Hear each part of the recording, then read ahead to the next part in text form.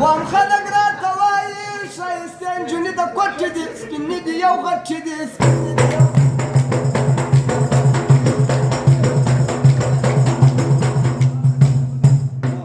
وام کار یې د ده نه دی زورور راواړوي وام کار یې د ده نه دی زورور راواړوي چې کسر په جذبه وایي ببر راواړوي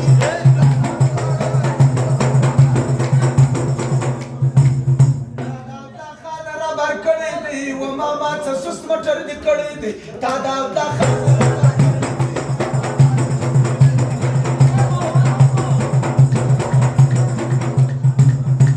وام د چا په هسپتال کې ډاکټران خوښ دي